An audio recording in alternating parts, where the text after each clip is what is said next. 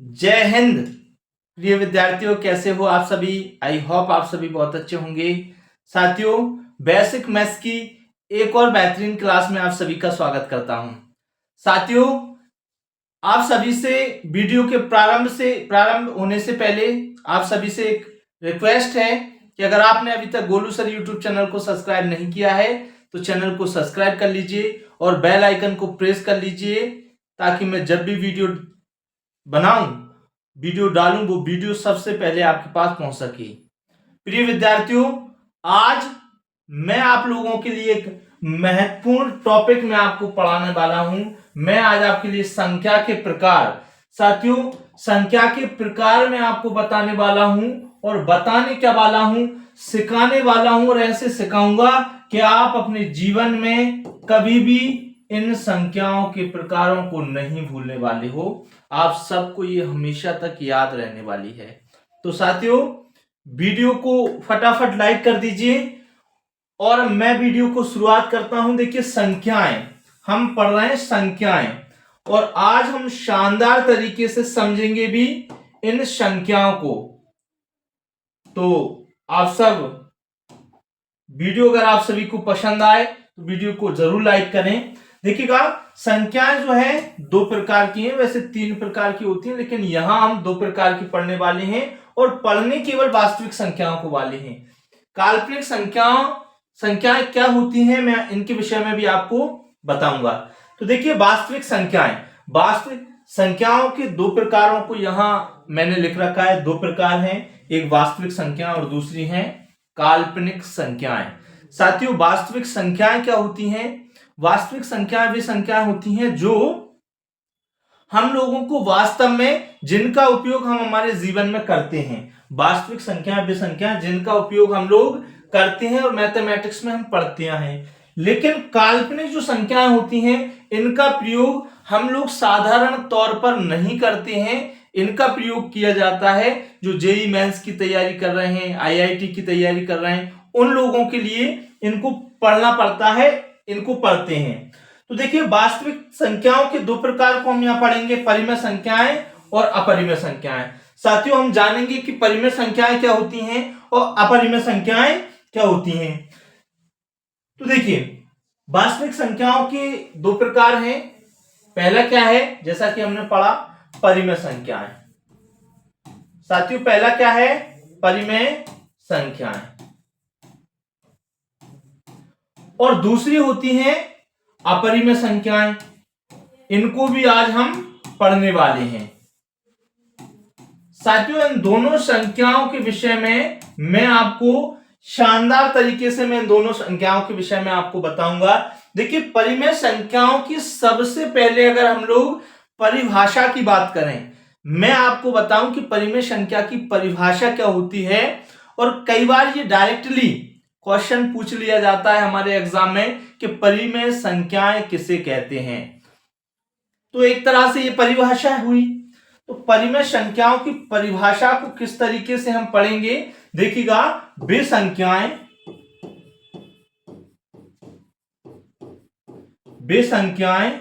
जिन्हें P/Q के रूप में लिखा जा सकता है।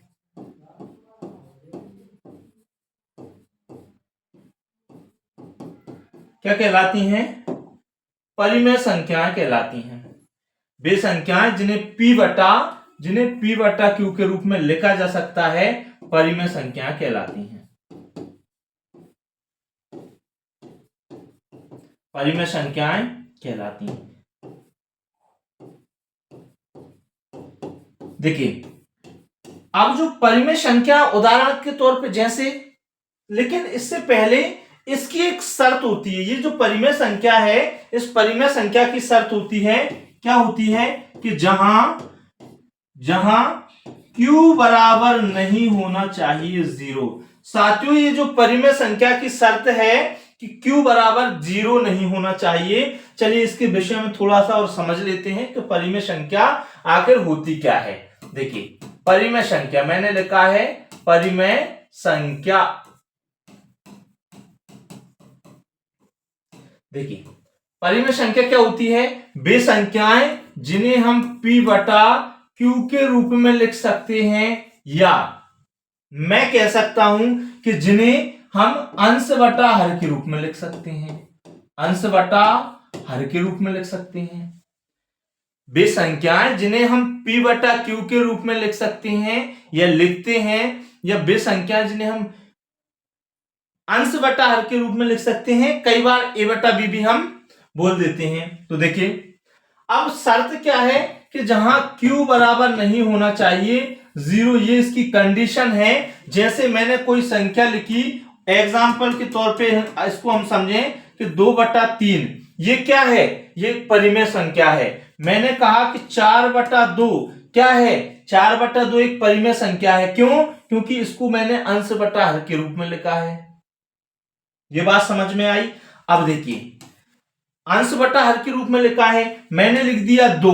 क्या 2 को परिमेय संख्या मानेंगे? 2 परिमेय संख्या है या नहीं? तो 2 जो है वो परिमेय संख्या है। क्यों? क्योंकि 2/1 कर सकता हूं। बटे में अगर कोई संख्या नहीं है तो मैं उस जगह 1 कर सकता हूं। क्यों? क्योंकि वो कहते हैं ना कि जिसका कोई नहीं होता उसका 1 होता है। ऐसे ही बटे में अगर कोई संख्या नहीं है वहां एक संख्या आ जाती है।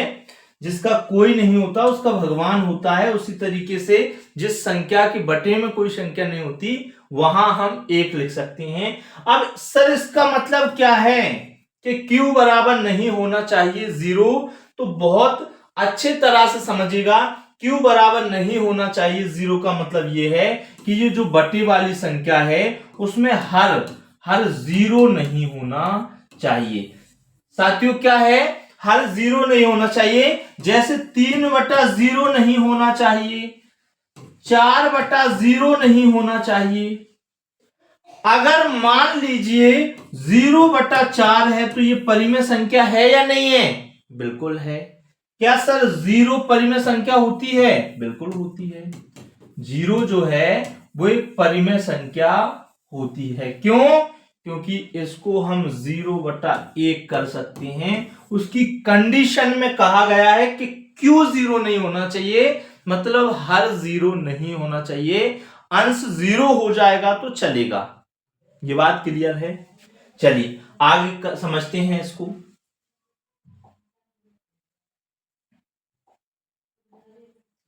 अब देखिए, अब इनको थोड़ा सा विस्तार से समझ लेते हैं। जैसे पहला है मेरी प्राकृतिक संख्याएं। क्या है साथियों? प्राकृतिक संख्याएं, नेचुरल नंबर। तो प्राकृतिक संख्याएं पढ़ने वाले हैं। फिर मैं पढ़ाऊंगा आपको पूर्ण संख्याएं क्या होती हैं। इसके बाद में हम पूर्णांक संख्याएं पढ़ेंगे।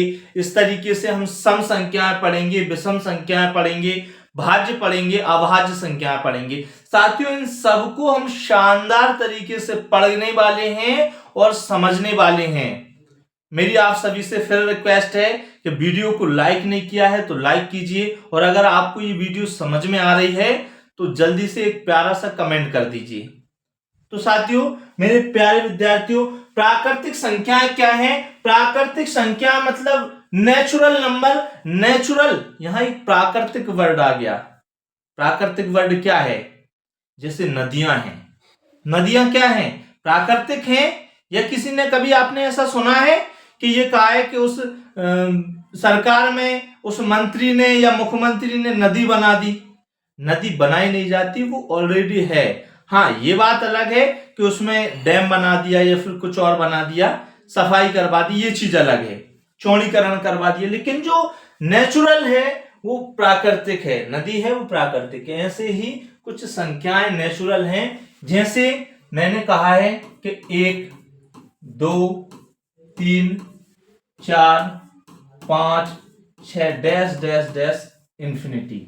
ये जो होता है इनफाइनिटी बोलते हैं, अनंत जिसको कहते हैं।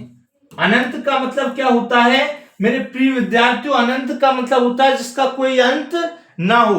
मतलब ये संख्याएं जो है 10 20 30 हजार करोड़ अरब 10 खरब और अनंत तक चली जाएंगी, जिसका कोई अंत नहीं होगा।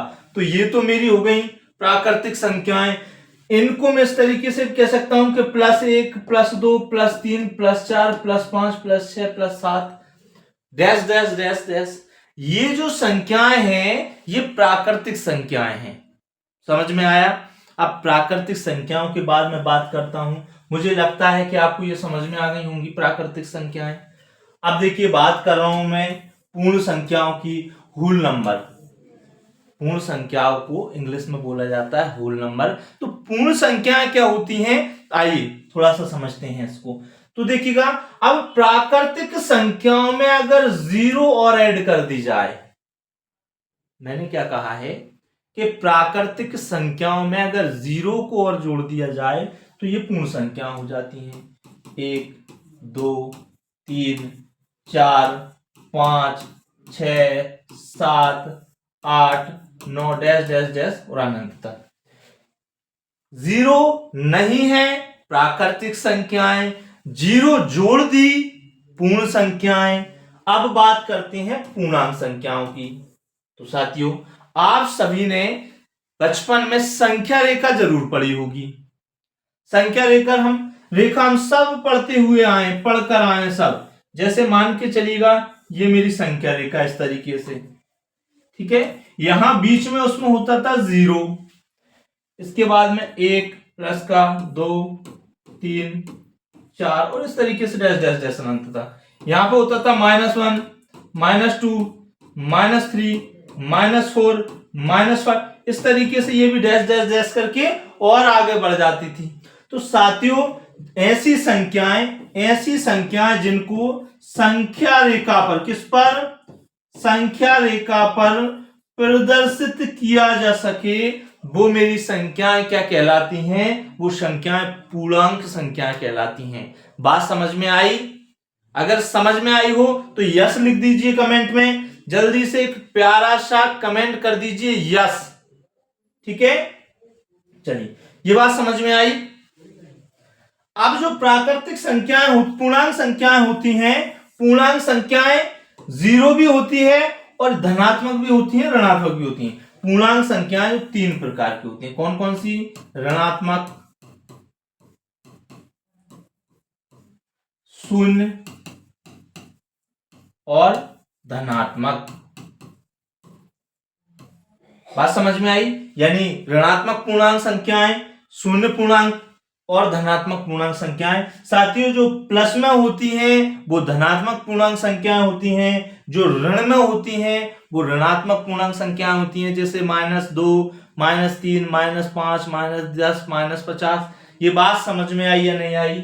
तो देखिएगा, मुझे लगता है कि आप सबको ये बात समझ में आ गई होगी। चलिए, एक पॉइंट हम भूलकर आए हैं, जो मैंने बताया था परिमेय संख्याएं, यहां पर मैंने आपको बता दी थी। अब परिमेय के बाद में अपरिमेय संख्याएं जो होती हैं, जिन्हें हम p/q के रूप में नहीं लिख सकते हैं, जैसे √3 √4, इनको क्या है, p/q के रूप में नहीं लिख सकते हैं। यानी वे संख्याएं जिन्हें हम p/q के रूप में नहीं लिख सकते हैं, क्या कहलाती हैं? अपरिमेय संख्याएं कहलाती हैं। और जिन्हें हम p/q के रूप में लिख सकते हैं, वो परिमेय संख्याएं कहलाती हैं। इतनी बात आपको समझ में आई? चलिए, बहुत अच्छा। अब देखिएगा, मैंने कहा कि अब जो है हम पढ़ेंगे सम संख्याएं और विषम संख्याएं।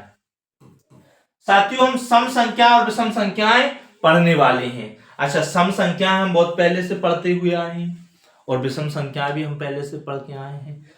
सम संख्याएं क्या होती हैं? जैसे मैंने कहा, हम शुरुआत में पढ़ते आए हैं कि वे संख्याएं जिनका 2 से पूरी तरीके से भाग जा सके, 2 से भाग देने पर जिनका शेषफल जो है शून्य आए, वो क्या कहलाती हैं? जैसे 8, मैंने कहा है 8, 2 का भाग 8 में दिया, 2 चौके 8, ठीक है, ये शून्य, मतलब 2 से भाग देने पर जिनका शेषफल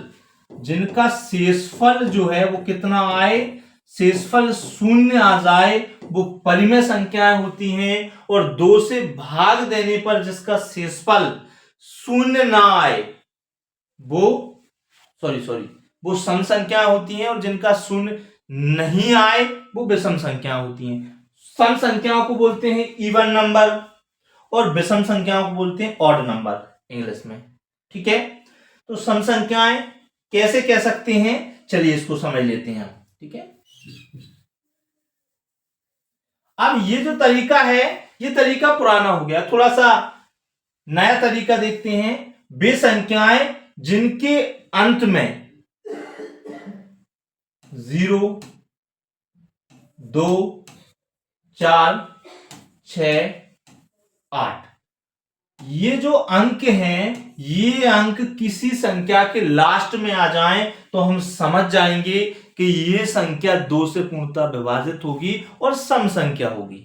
ये 2 से विभाज्यता का नियम भी है, हम आगे पढ़ेंगे। अब देखिएगा, वे संख्याएं जो 0 से 2 से, यानी इनका अंतिम अंक लास्ट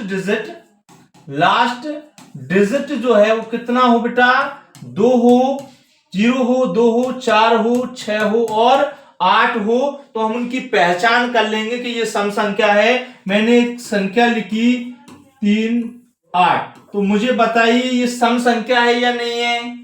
तो आप कहेंगे सर लास्ट में 8 है और आपने बताया था कि किसी संख्या के अंत में अगर 8 आए तो वो संख्या कैसी कहलाएगी? वो संख्या सम संख्या कहलाएगी। इसी तरीके से विषम संख्या, अगर विषम संख्या के अंत में 3,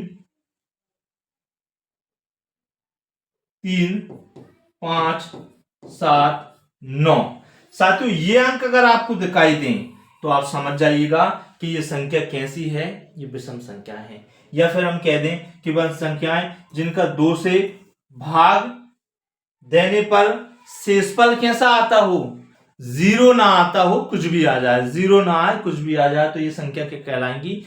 विषम संख्या कहलाएंगी। तो आई होप आप सबको ये समझ में आ गया होगा। तो साथियों अब जो है भाज्य संख्याएं और दूसरी है अभाज्य संख्याएं।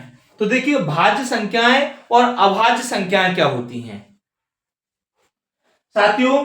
भाज्य संख्याएं और अभाज्य संख्याएं क्या होती हैं? भाज्य को पढ़ने से पहले हम अभाज्य को पढ़ लेते हैं, ठीक है? तो देखिए अभाज्य संख्याओं को अंग्रेजी में बोला जाता है प्राइम नंबर, यानी अभाज्य संख्याएं, और भाज्य संख्याओं को बोला जाता है कंपोजिटिव नंबर। देखिएगा अभाज्य संख्याएं क्या कहलाती हैं? ऐसी संख्याएं जिनका एक और स्वयं के अतिरिक्त किसी दूसरी संख्या से, तीसरी संख्या से भाग न जाता हो, तीसरी संख्या से कटती ना हो। जैसे एक से और स्वयं से, यानी उसी स्वयं से। जैसे कौन कौन सी, इसका थोड़ा सा उदाहरण समझते हैं फिर आपको ये समझ में आएगी। जैसे मैंने कहा कि अभाज्य संख्याएं जो हैं, अभाज्य संख्याओं का ये है अभाज्य संख्याएं 2, 3, 5, 7, 9, अच्छा 9 नहीं होगी, 11, 13, 17, 19 और 23, ठीक है साथियों? और भी हैं, बहुत सारी संख्या हैं, ठीक है? लेकिन अब इनमें समझिएगा, ये जो 2 है, 2 में या तो 1 का भाग जाएगा या 2 का स्वयं का जाएगा, इसके अतिरिक्त नहीं जाएगा। तो ऐसी संख्याएं जिनमें 1 और स्वयं के अतिरिक्त किसी अन्य संख्या का भाग न जाए वो अभाज्य संख्याएं कहलाती हैं। 3 जो है, 3 में 1 का भाग जाएगा और किसका जाएगा? और 3 का जाएगा, तो ये अभाज्य संख्या हो गई। 5 में किसका जाएगा? 5 जो है, 5 में या तो 1 का जाएगा या 5 का स्वयं का जाएगा। इसी तरीके से 7 है, 7 में 1 का जाएगा या फिर स्वयं 7 का जाएगा। इसके अतिरिक्त किसी और संख्या से ये संख्याएं नहीं कटेंगी। वो संख्याएं जो 1 और स्वयं के अतिरिक्त किसी और संख्या से भाग नहीं दी जा सकती, क्या कहलाती हैं? अभाज्य संख्याएं कहलाती हैं, प्राइम नंबर कहलाती हैं। इसी तरीके से भाज्य संख्या जो है, भाज्य क्या होती हैं? भाज्य संख्या समझ लीजिए। देखिएगा वे संख्याएं जिन्हें एक स्वयं के अतिरिक्त और भी संख्याओं से जिनका डिवाइड हो, वो संख्या क्या कहलाती हैं? अभाज्य संख्या कहलाती। जैसे 4 जो है, 4, 6, 8, 10, सॉरी 9 भी है, 9, 10, 12, 14, 15, इस तरीके से बहुत सारी संख्याएं। जैसे मैंने कहा है कि 4 जो है, 4 को एक 4 के अतिरिक्त यानी 1 के अतिरिक्त और 4 के अतिरिक्त और भी संख्याओं से इसका भाग जाना चाहिए। जैसे मैंने कहा कि 1 जो है 1 का भाग 4 जो है 4 का भाग 1 से भी चला जाएगा, 1 से डिवाइड कर सकता हूं।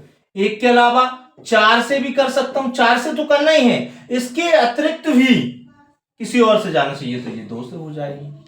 मतलब जिसके 2 से अधिक क्या हूं, फैक्टर हूं, जिसके 2 से अधिक अगर फैक्टर हैं वो क्या कहलाएगी, वो भाज्य संख्या कहलाएंगी। और 2 फैक्टर जिनके हैं, केवल 2 फैक्टर जिनके हैं वो क्या कहलाएंगी, वो संख्याएं कहलाएंगी अभाज्य संख्याएं। इसी तरीके से 6 के भी डिवाइड हो जाएंगे, 1 से, 2 से, 3 से और 6 से।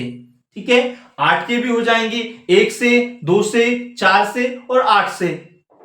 बात समझ में आ रही है। अब इसके अतिरिक्त जो है 1, मुझे आप बताइए, अब यहां पे 1 जो है ना तो एक भाज्य की श्रेणी में आता है और ना अभाज्य की श्रेणी में आता है। क्यों नहीं आता, चलिए समझ लीजिए, उसका भी एक कारण है। देखिएगा क्या हुआ, जब 1 अभाज्य संख्या के पास पहुंचा, 1 जो है अभाज्य संख्या से के पास पहुंचा और 1 ने अभाज्य संख्या से बोला कि आप अपने परिवार का हिस्सा मुझे भी बना लीजिए, अपने में आप शामिल कर लीजिए।